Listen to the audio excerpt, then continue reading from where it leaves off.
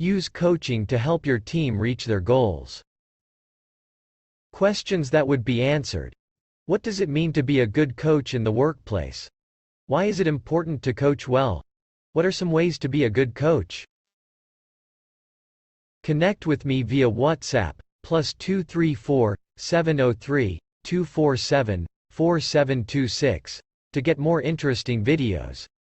Please, to support our ministry, remember to like the video, and also find it in your heart to subscribe to our YouTube channel and then gently tap the bell to turn on the notification, so as not to miss out on the next videos.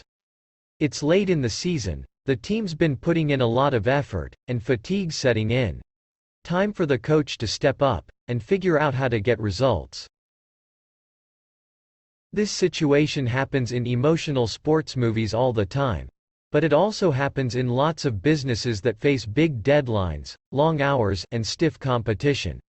That's why managers at work also benefit from being good coaches.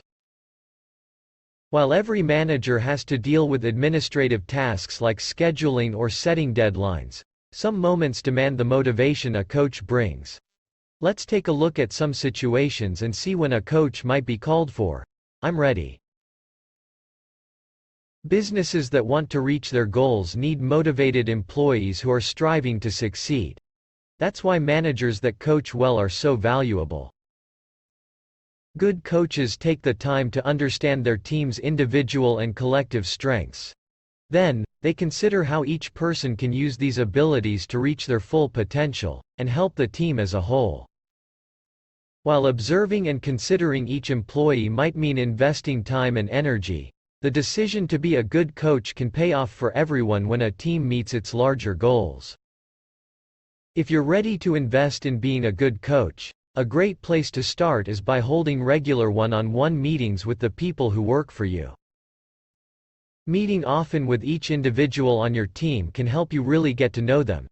It gives you time to reflect on what they do well, what they need to improve on, what's happening outside of work that might impact their job, and more. Sitting down with each person on your team also gives you dedicated time to give them feedback and work with them to come up with goals. It lets them know that you're thinking about their career both in the short term and beyond. Holding a single one-on-one where you just stare at the wall probably won't go so well. Fortunately, there are simple things you can do to make meetings meaningful. First, hold your one-on-ones regularly. Schedule meetings every week or two for 30 to 60 minutes. This can give you the time you need to get to know employees well enough to coach them. It'll also help you keep goals and feedback up to date. You'll also want to set an agenda for your meeting. Ideally, both you and your employee would help figure out what to discuss, so that you both feel like you're getting something important out of the conversation. Once you're sitting down, give your employee a minute to talk about what's on their minds, and any problems they're having. They might bring up issues you've been noticing, which can help you ease into your feedback. After addressing any issues, you can focus on whether they're hitting the goals you've set together. Depending on the employee's progress, either create new goals, or figure out a plan to reach the old objectives. A one-on-one is also a chance to address more administrative issues, particularly if they might get in the way of an employee reaching their goals. Discussing topics like scheduled vacations can change how you and your employee plan work. Listen up. In one-on-one meetings, there's just you and an employee having a conversation, so treat the experience with respect. Show up on time, stick to the agenda, and give your full attention. An employee's unlikely to feel like they have an effective coach if you're in your own world half the time. Not every person you talk to might be so willing to open up about their goals. That's why many managers use the GROW model to make their one-on-one talks worthwhile. Developed by coaches in the United Kingdom, GROW focuses on asking questions to learn about the people you work with. But you're not out to learn about their favorite restaurants. You want to go deep into what they want to do. Start by asking about the employee's goal. Is the person trying to learn a specific task, or just improve generally? Do they want to rise in your company, Or do they eventually want to transition to a different job altogether? Next, learn about their reality. What's happening in their life right now? Is there a barrier keeping them from achieving their goal? Then, think about options. What could they do to move past these barriers and hit their target?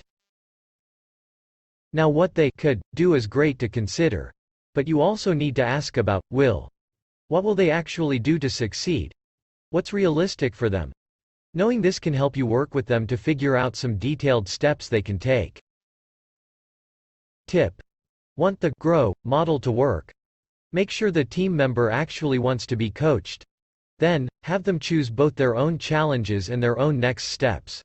Your role as coach is to structure the conversation and keep them focused on what they can and need to do.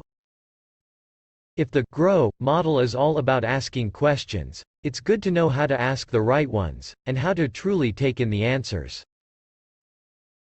Starting questions with what and how can encourage the people you're meeting with to think for themselves. As you listen to their responses, see if you can get them to generate their own insights into the best way to move forward. You'll also want to provide specific and regular feedback, both in the meeting and over time. Stay constructive, and try to tailor your suggestions to maximize their unique strengths, and downplay their weaknesses.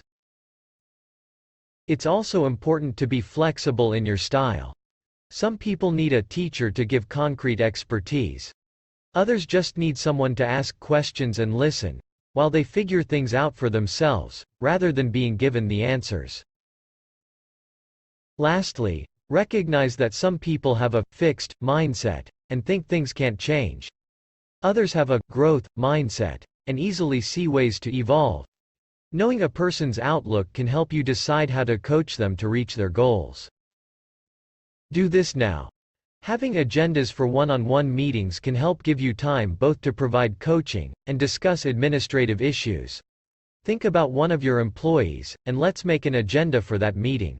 Let's do it.